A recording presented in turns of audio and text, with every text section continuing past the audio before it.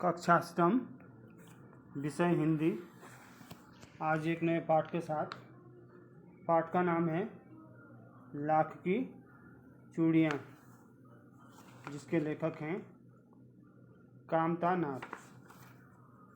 तो आप ध्यानपूर्वक सुनेंगे। सारे गांव में बदलू मुझे सबसे अच्छा आदमी लगता था, क्योंकि वह मुझे सुंदर सुंदर लाख की गोलियां बनाकर देता था।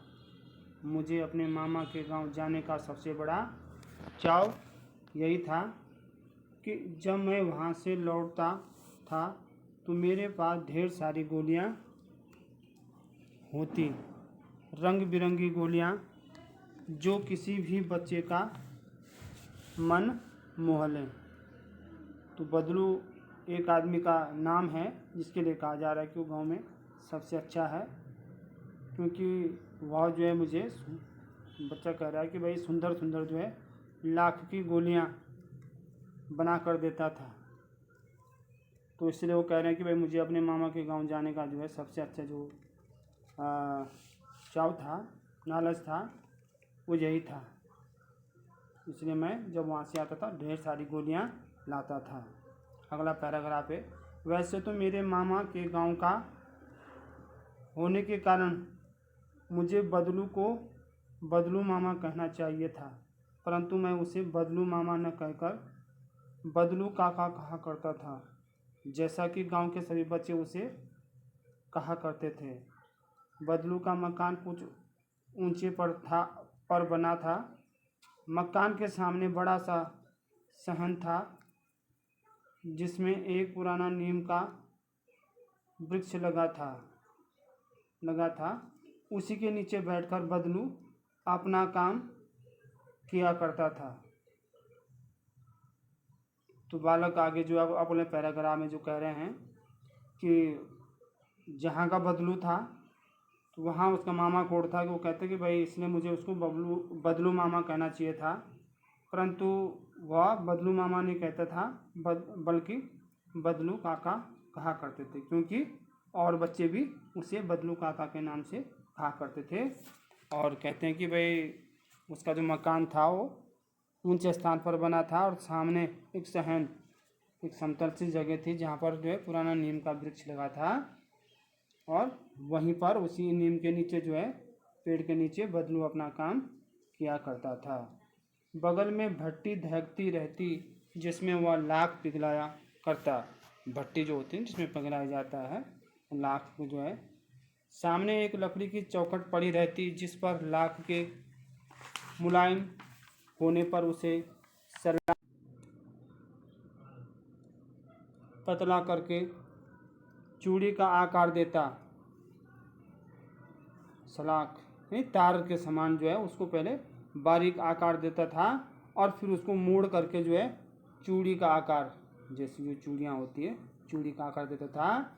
पास में 4-6 विभिन्न आकार की बेलनुमा मुंगेरियाँ रखी रहती, जो आगे से कुछ पतली और पीछे से मोटी होती।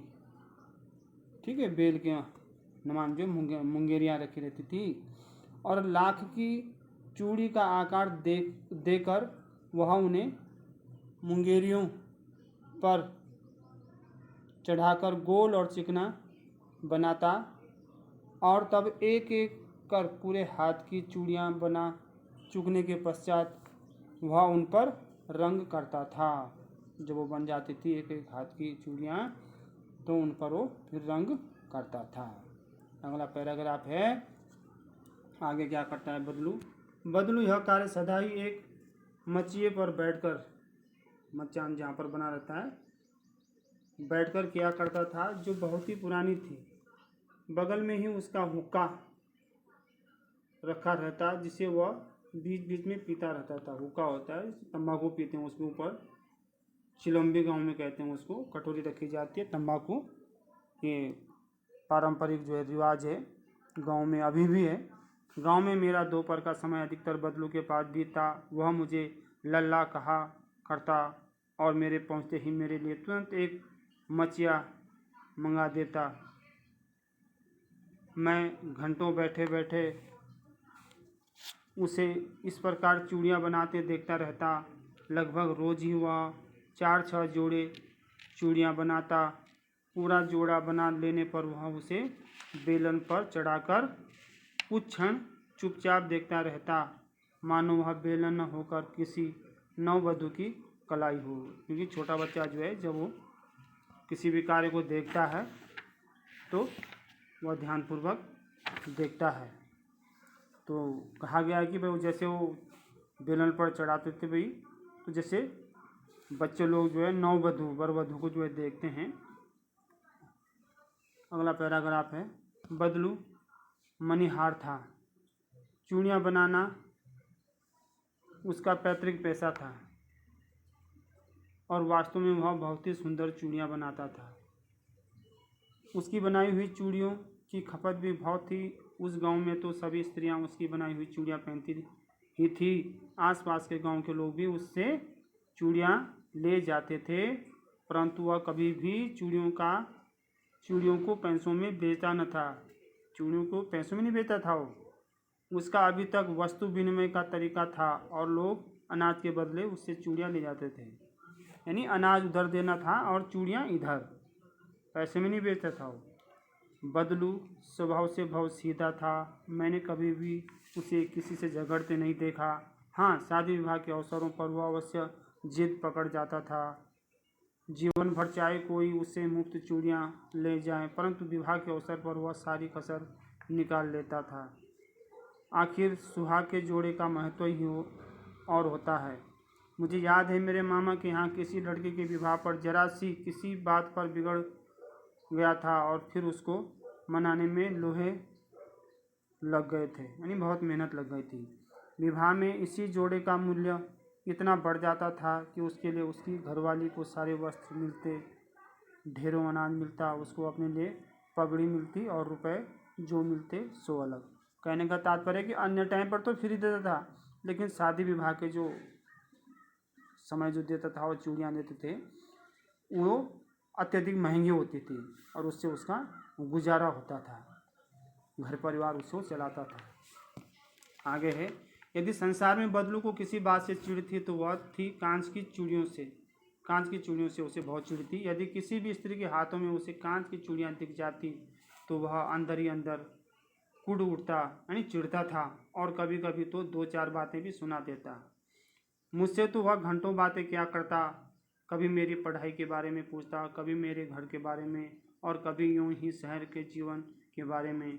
मैं उससे कहता कि शहर में सब कांच की चूड़ियाँ पहनते हैं, तो वह उत्तर देता, शहर की बात और है लल्ला। यानी वो उस बच्चे के लिए करेंगे, लल्ला शहरों की बात तो कुछ और है, शहरों में तो कांच की चूड़ियाँ ही पहनते हैं क्योंकि उनको कांच की चूड़ियों से चिढ़े है। वहाँ तो सभी लोग सभी कुछ होता है, वहाँ तो औरतें अपने मर्द का हाथ पकड़कर सड़कों पर घूमती भी हैं और फिर उनकी कलाइयाँ नाजुक होती हैं ना।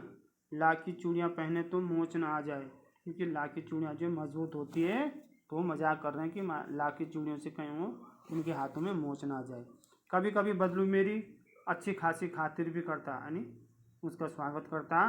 जिन दिनों उसकी गाय के दूध होता वह सदा मेरे लिए मलाई बचा कर रखता और आम की फसल में तो मैं रोज़ ही उसके यहाँ से 2-4 आम खाता। परंतु इन सब बातों के अतिरिक्त जिस कारण वह मुझे अच्छा लगता वह था कि लगभग रोज़ ही वह मेरे लिए 1-2 गोलियाँ बना देता था। आम भी देता था, दूध भी, लेकिन सबसे अच्छी बात थी कि वो जो मेरे लिए लाख की 1-2 गोलियाँ बनाता था।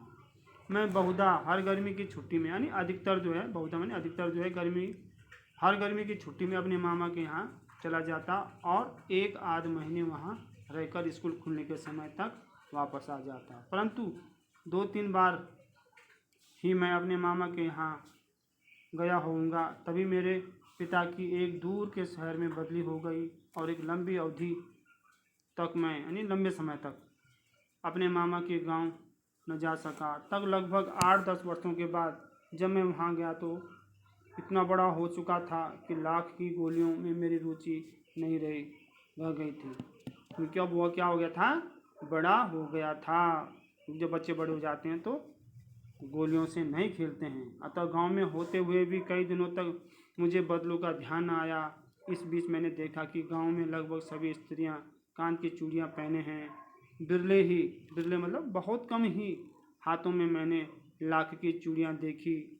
तब एक दिन सहसा यानी अचानक मुझे बदलू का ध्यान हो आया।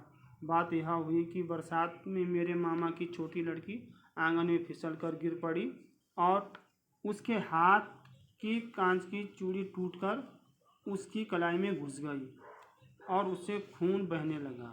मेरे मामा उस समय घर पर न थे, मुझे ही उसकी मरहम पट्टी करनी पड़ी। तभी सहसा मुझे बदलू का ध्यान हो आया और मैंने सोचा कि उससे मिलाऊं। अतः शाम को मैं घूमते घूमते उसके घर चला गया। बदलू वहीं चबूतरे पर नीम के नीचे एक खाट पर लेटा था।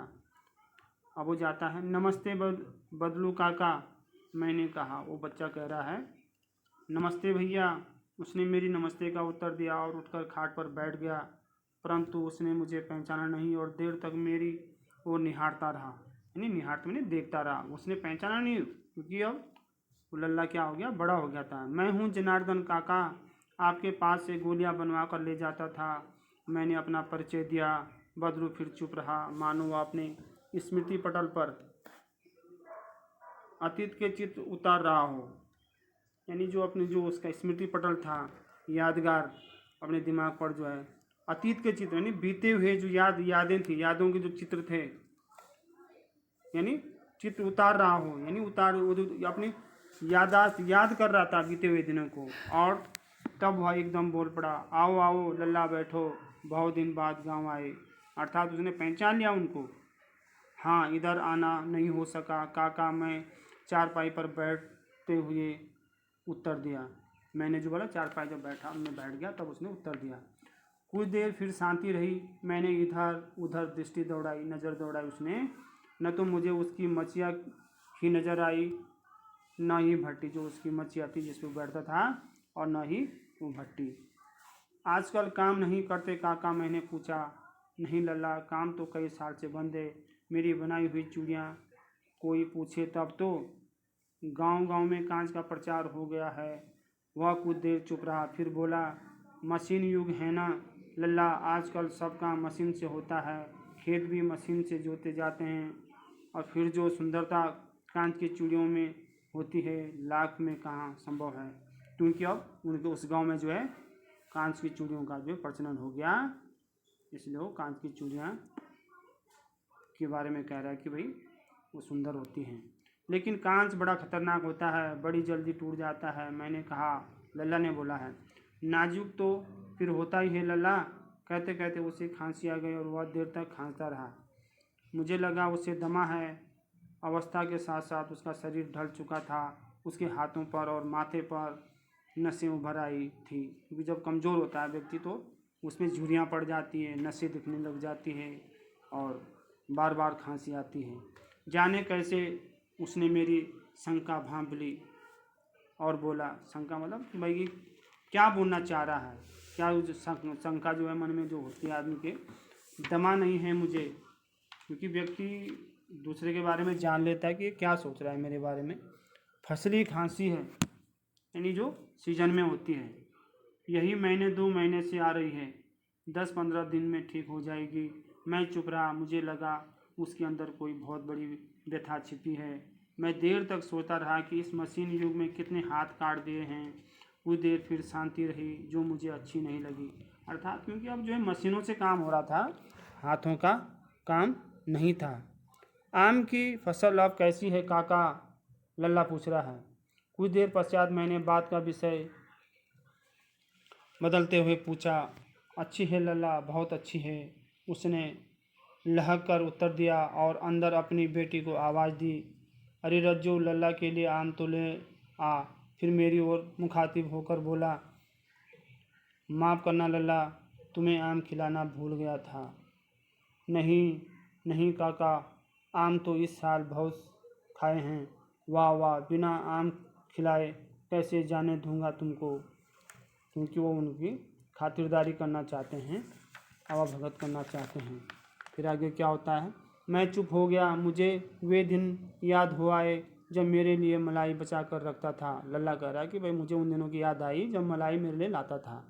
गाय तो अच्छी है ना काका, मैंने पूछा। गाय कहाँ है लल्ला, 2 साल हुए बेच दी, कहाँ से खिलाता। इतने में रज्जो उसकी बेटी अंदर से एक डलिया में ढेर से आम ले आई। यह तो बहुत हैं काका, इतने कहाँ खा पाऊँगा, मैंने कहा। लल्ला बोल रहा है। वाह वाह, वह हंस पड़ा। शहरी ठहरे ना, मैं तुम्हारी उम्र का था तो इसके चौगुने आम एक बखत में खा जाता था। आप लोगों की बात और है, मैंने उत्तर दिया। अच्छा बेटी, लल्ला को 4-5 आम छांट कर दो, सिंदूरी वाले देना। ये किस्म अलग अलग किस्म के जो आम होते हैं। देखो लल्ला कैसे हैं, इसी साल यह पेड़ तैयार हुआ है। रज्जो ने 4-5 आम अंजुली में लेकर मेरी ओर बढ़ा दिए। आम लेने के लिए मैंने हाथ बढ़ाया तो मेरी निगाह एक क्षण के लिए उसके हाथों पर छिटक गई। गोरी गोरी कलाइयों पर लाख की चूड़ियाँ बहुत ही फब रही थी, यानी बहुत सुंदर लग रही थी, सज रही थी। बदलू ने मेरी दृष्टि देख ली और बोल पड़ा, यही आखिरी जोड़ा बनाया था जमींदार साहब की बेटी के विवाह पर। 10 आने पैसे मुझको दे रहे थे, मैंने जोड़ा नहीं दिया, कहा शहर से ले आओ। अर्थात तो बिकी नहीं, मोल भाव ढंग से हुआ नहीं, वो कम पैसे दे रहे होंगे इसलिए उन्होंने अपनी लड़की को पहना दिया। मैंने आम ले लिया और खाकर थोड़ी देर पश्चात चला गया आया। मुझे प्रसन्नता हुई कि बदलू ने हार कर भी हार नहीं मानी थी। उसका व्यक्तित्व कांच की चिड़ियों जैसा न था कि आसानी से टूट जाए। और इसी के साथ पाठ समाप्त होता है। धन्यवाद।